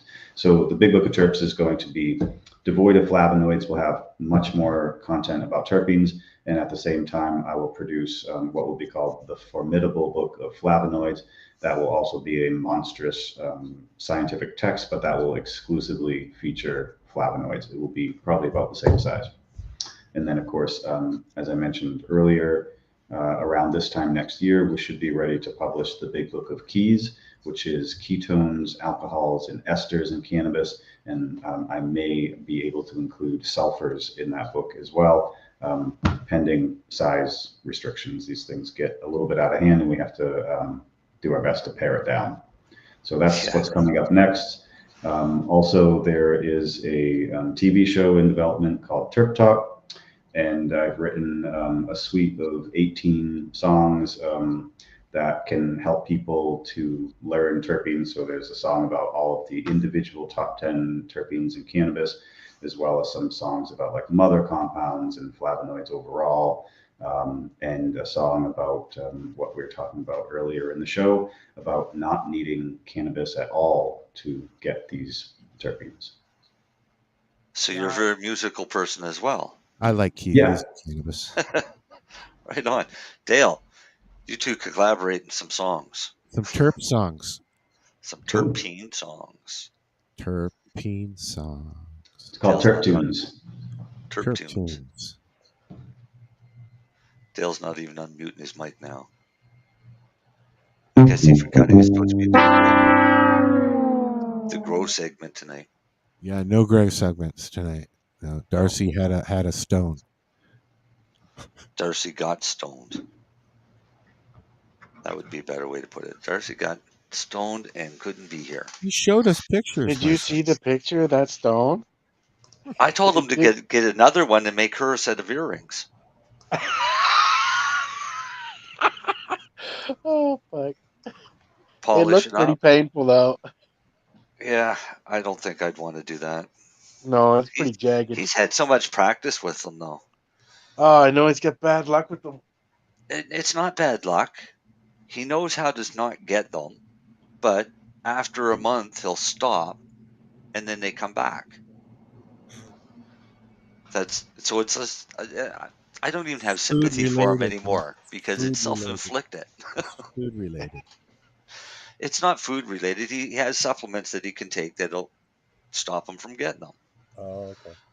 Right, but they're not cheap supplements, so he cheaps out. Doesn't want to spend the money. He figures he's all better. Then it comes back. We should set up a GoFundMe page for Darcy's stones. Yeah, Darcy's Stone Fund. Then everybody thinks that he's just buying pot with it.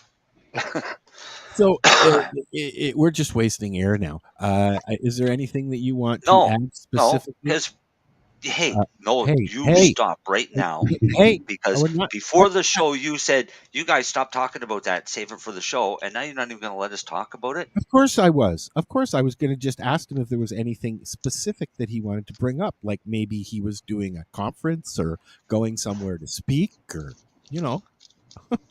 He's speaking right now, but I still want the because I don't know, does the book have anything on hashinein or... I think it has a cursory mention here or there, but it was very new at the time. I mean, we're talking just within the last 2 years, yeah. Oh, right. No, that was for the sulfur with abstracts this fall. So there's a mention, but there's not a big focus because there isn't any research. So there isn't much that I could say about it that would be approaching it from factual place. Right. So just to but just to catch people up that are listening now, we're talking about a new terpene that they've identified called hashinein, but it's only identified in hash that comes from Morocco and only processed in a certain way. And obviously there's not enough research on it, but it's a very unique smell.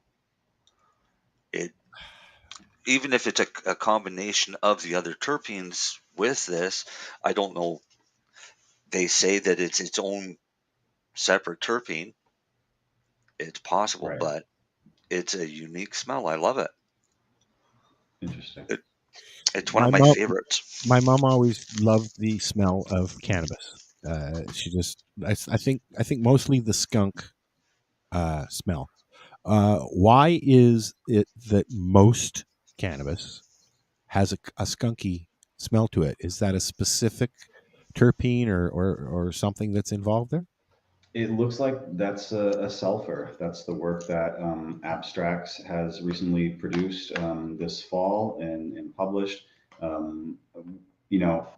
Whether all varieties that have that skunky smell are due to the sulfur, we don't know yet, but it's certainly possible. But we know for sure at this stage that at least some of that skunky scent of some varieties is due to sulfurs. Huh. Well, that's something that's new to learn, that's for sure. Right. Yeah. And sulfurs are very, very potent. Like when you light a sulfur match, it's like instant, right? True. Yeah. What were you going to say, Marcel? I was reading the comments there. I'll show you this comment from Alexis. Cool. So she wants to hook up with you, I think. Cool. There you go. Just for song. You can find them on LinkedIn, I'm sure. You can find, yeah, and you can find them at the Big Book of Terps. Right, Russ at thebigbookofterps.com.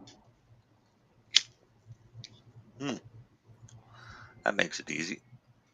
Yep. Oh, we got more comments here. Yeah, I know. We have people in here listening that aren't participating that also comment, but their comments show up in the different spots. We've got to go back and forth to 2 different places looking comments here. Yeah. Which only confuses some of us some of the time. Where are we? 9:33. Yeah. Got any more cool shit, or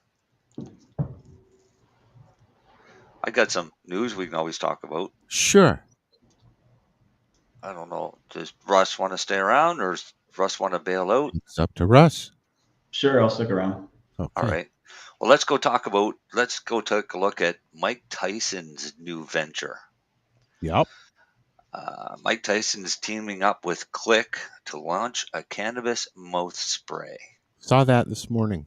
And that's awesome. I mean, I was making buccal sprays, 10, 15 years ago. Isn't that the best way to administer? Under the tongue? In the mouth? No, not necessarily. Up the bum? Well, that's one way. It depends on what you're looking for and what you want. Buccal Where sprays, you want it to go to. right. With buccal sprays, you got to look at, a lot of times it's going to be an alcohol base as a tincture or an emulsion base as an oil. So you're either going to get a mouthful of oil or you're going to get a mouthful of alcohol. Not necessarily either. I'm not sure what Click is doing yet, because I haven't gotten there, because it takes forever to load this page. But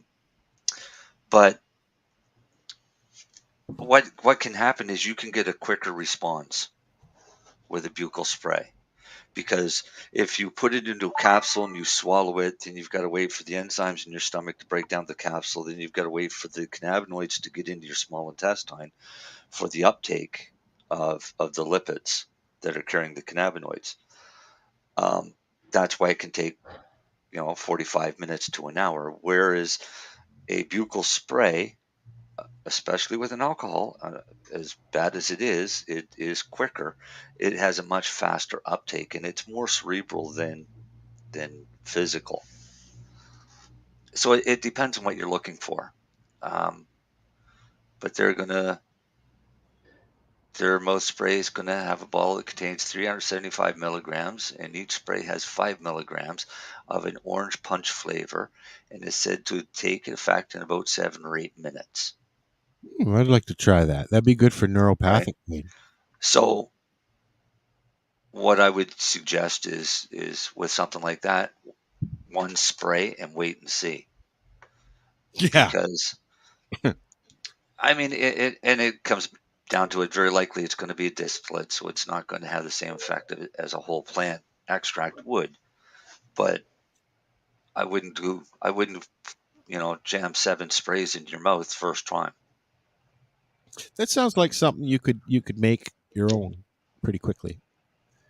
Like I said, I was doing this 10, 15 years ago.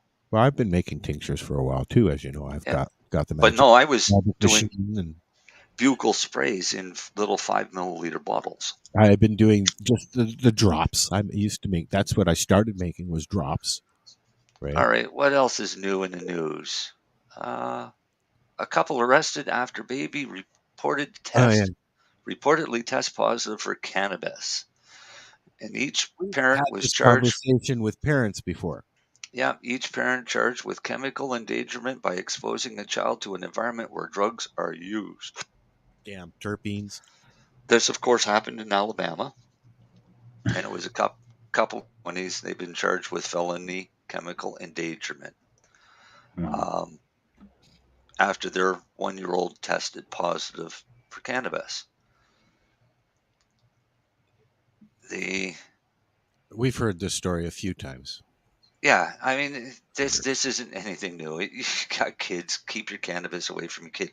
Yeah, you keep your Tide Pods away from your kids, I hope, and your floor cleaner and everything else. Why not keep your cannabis away from your kids, especially edibles? Because even though the legal market says you can't put packaging that would be enticing to kids, the black market still can do whatever the hell they want. So a lot of them will look exactly like kids' candies. So if it's got cannabis, lock it up. Don't be stupid.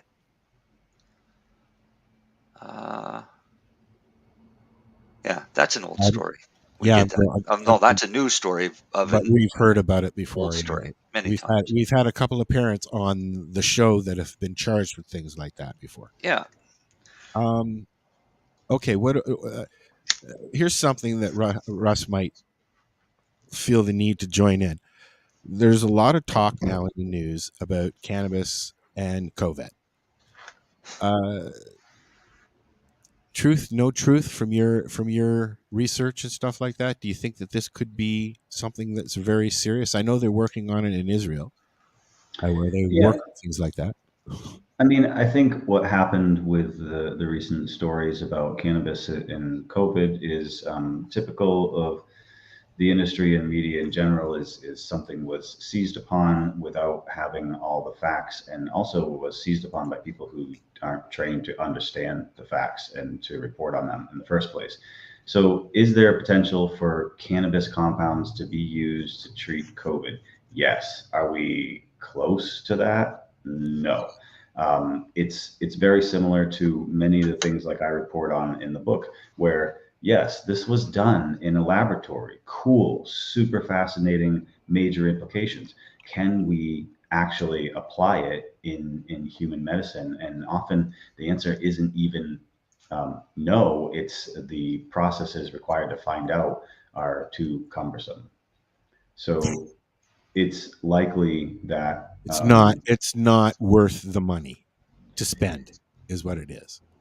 That could be the biggest part of it, but it's also likely that something else will happen before a particular cannabinoid-based medicine might be available. I think the cannabis industry has a habit of really wanting to believe that cannabis is the savior, and I think that's honorable. And I've made a career of cannabis. My life has been about cannabis for 33 years now. I've been working with cannabis since starting, selling as a kid, street kid, nickel and dime bag.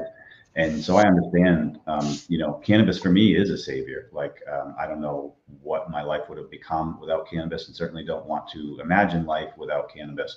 But the tendency to just want to assume that cannabis is the savior and is going to save us from cancer and COVID is because it's the big story now. Yeah, it's the Right. big story now. So quick change of pace here. Okay. What about psilocybin and other mushrooms and things like that? Are there terpenes and flavonoids and? Oh, yeah, there's flavors to mushrooms. It's called shit. Of course there. But do they have the same kind of chemical makeup as? No, I don't think that they do. I think they're quite different. I assume that they must have terpenes, but we're probably not talking along the same lines. But I really don't know. I haven't studied that aspect of mushrooms. I did study mycology a bit when I was younger, and experimented with lots of different and sort of funky types of mushrooms outside of the psilocybin range. So I don't know exactly what those compounds are. I think it's important that we start to take a look, because We know this as good medicine, and it needs to be available to the people as soon as possible. And the way that we're going to be able to do that is talk scientifically about it.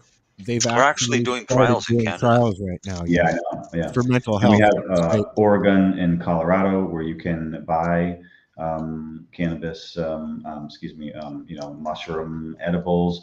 I recently flew to Colorado.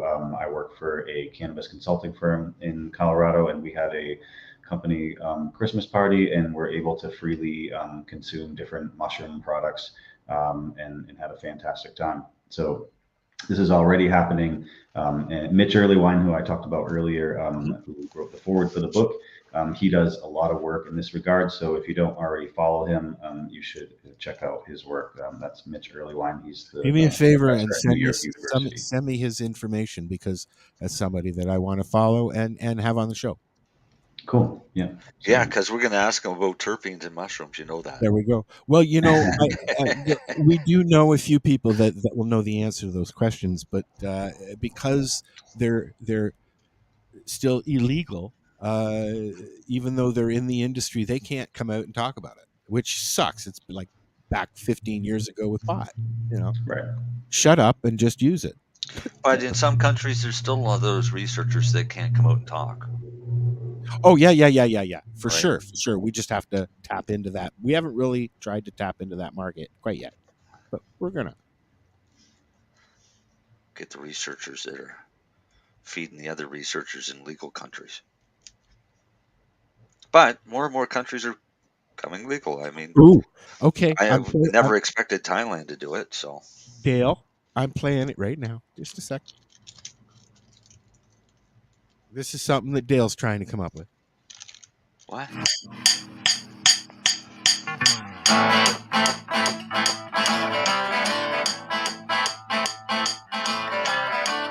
I bet he didn't think I could play that through.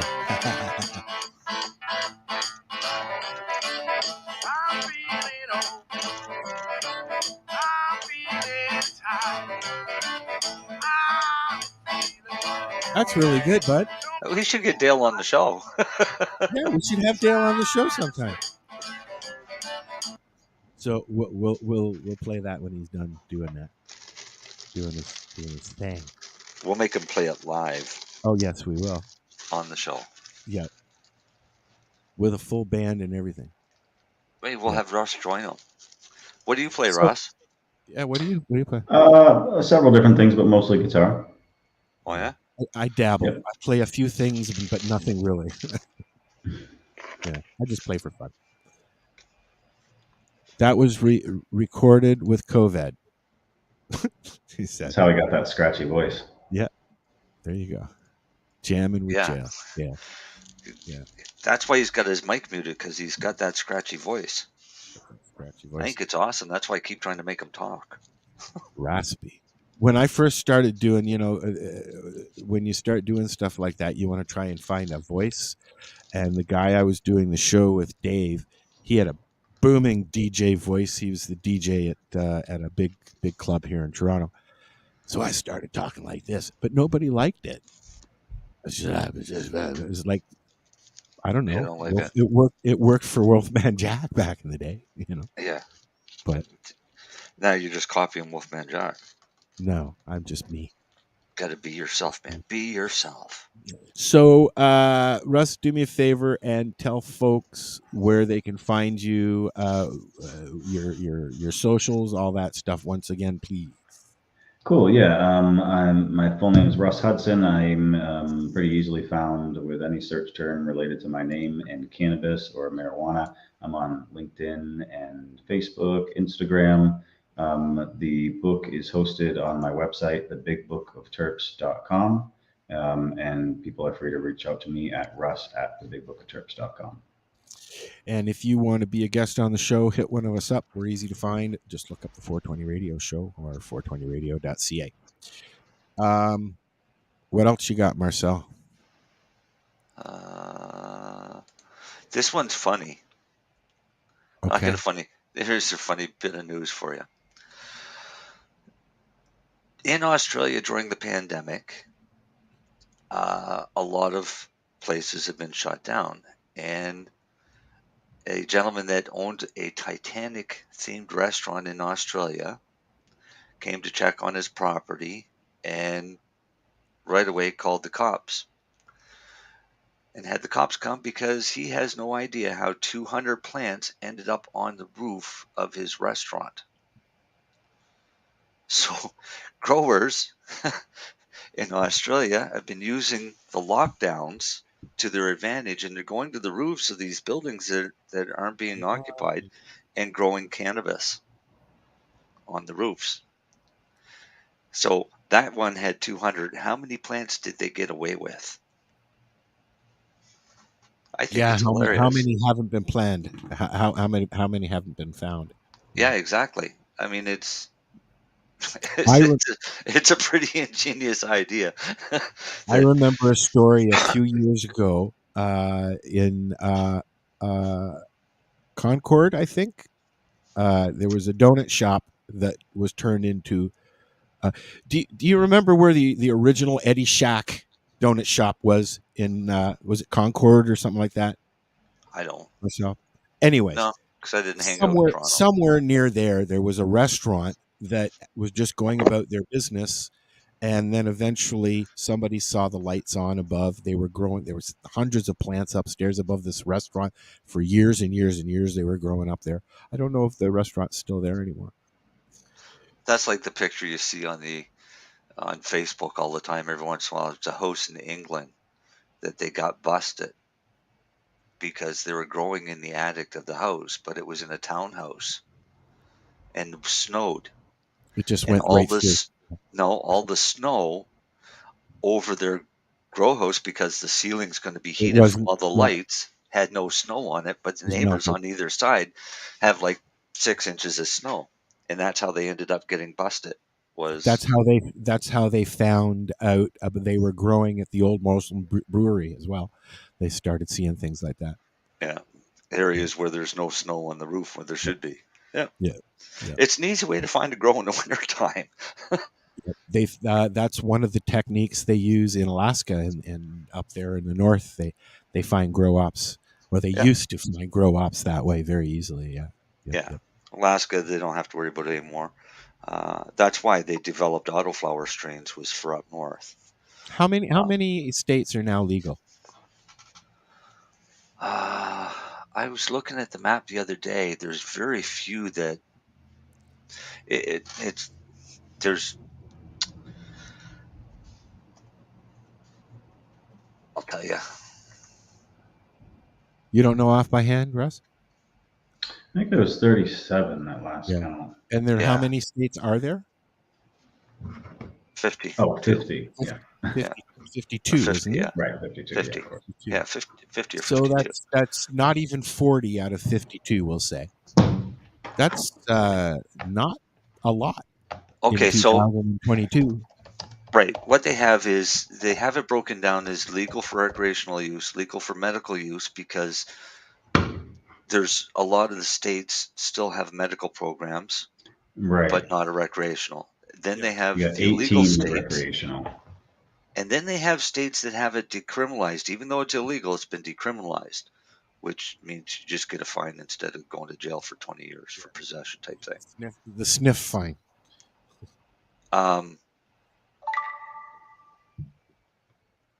But does it give me numbers? This, of course, is Wikipedia. Yeah, 37 states, including the District of Columbia, Puerto Rico, and the U.S. Virgin Islands, have some type of regulated cannabis use, and then 18 of those are recreational. Yeah. So that leaves like a dozen or so states that are still have nothing. Well, let's see. There's like Texas is illegal. The Carolinas are illegal. California is legal, but and has the weed traffic calmed down between California and Mexico now, or is it still going full? It's actually been reversing. I just attended a webinar last week with Steve D'Angelo and several folks from Mexico talking about what's happening in Mexico, and they were commenting specifically about the reversal of that flow, and that now a lot of U.S. weed is making its way into Mexico. That must be upsetting the cartels big time. Well, we can hope. I mean, well, they've just started going legal anyway. So right, Mexico's doing their own legal process, or they're going to have to fight with the cartels for that piece of the pie. And Jamaica is doing the back and forth with Canadian weed, right? Are they not? I thought we were talking about that like a year or two ago. And that's still up in the air. I mean, COVID threw a wrench into everything because it shut down almost everything for the last 2 fucking years. Yeah, I keep forgetting about right, and that's kind of screwed everything. So a lot of deals that were going to happen 2 years ago aren't going to happen now because of this shit.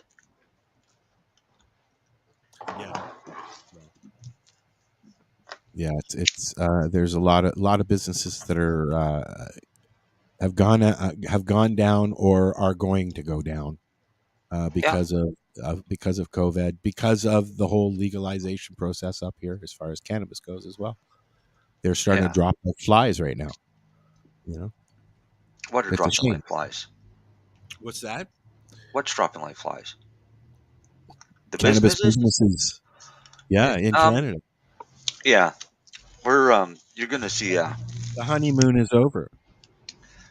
Well, no, I saw an interesting thing here that Freya, Broken Coast, 2 other ones now have kind of combined for their medical program. Hexo has just kicked a bunch of people out.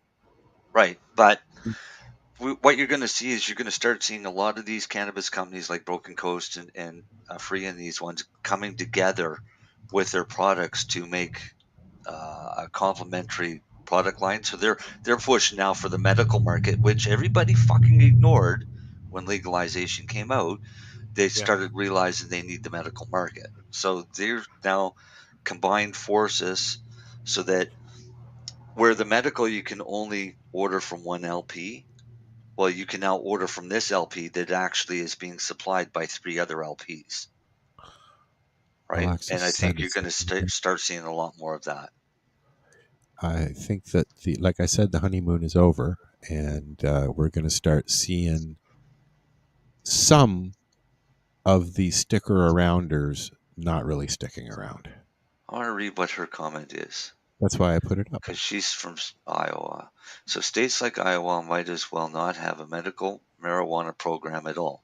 It caps at 3 grams per 3 grams per 90 days? No, you mean 3 grams per day.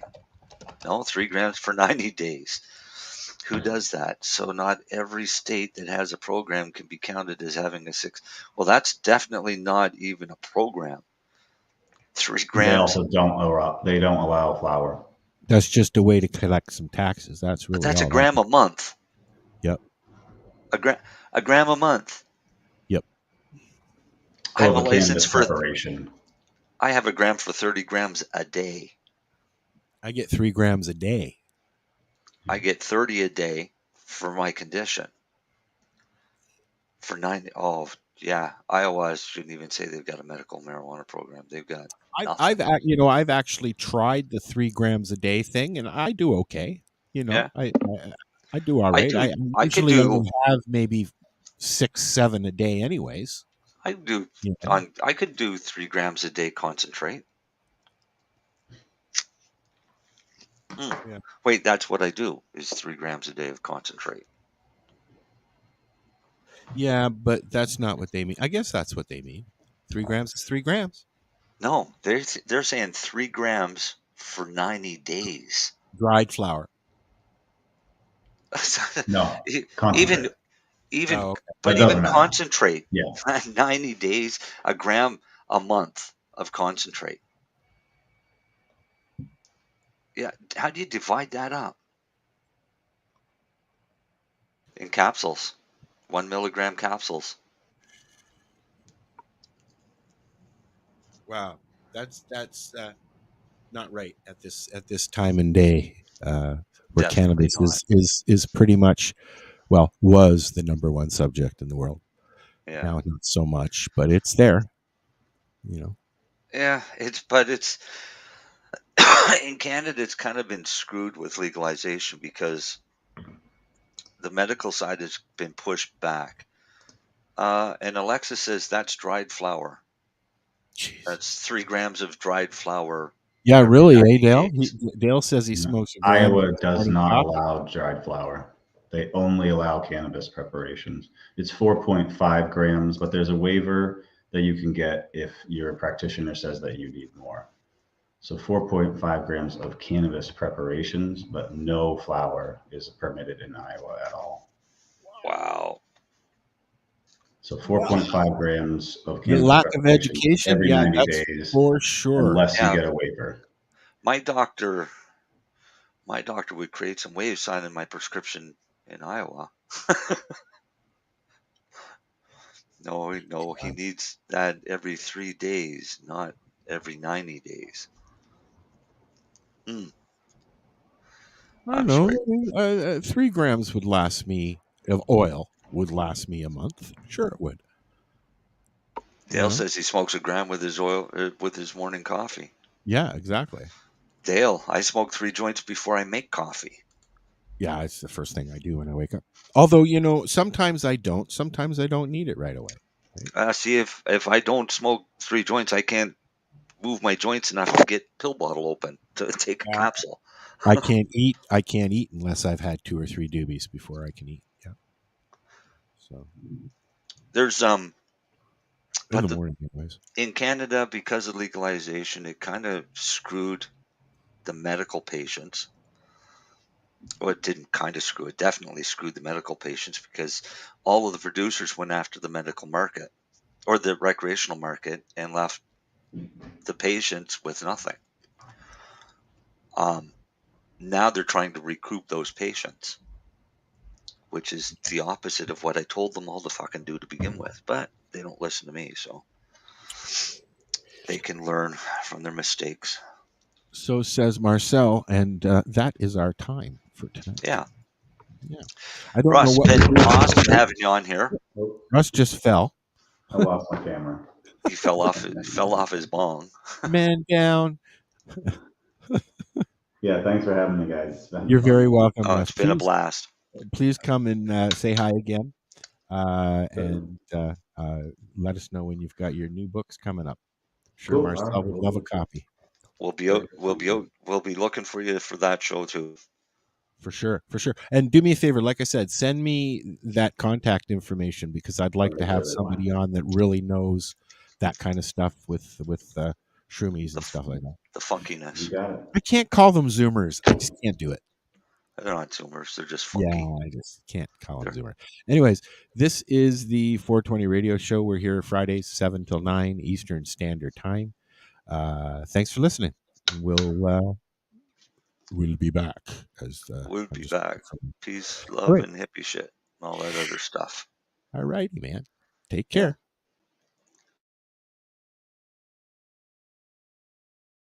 So what are you doing? Nothing? Why not? Trying to get on this Lifestyle Radio website. Sounds like a cool website. Yeah, it's alright. Oh, wait, I might have it. You might have it. You're listening to Lifestyle Radio. The opinions expressed during this show are those of the individual participants and do not necessarily reflect the opinions of their associated organizations or Lifestyle Radio.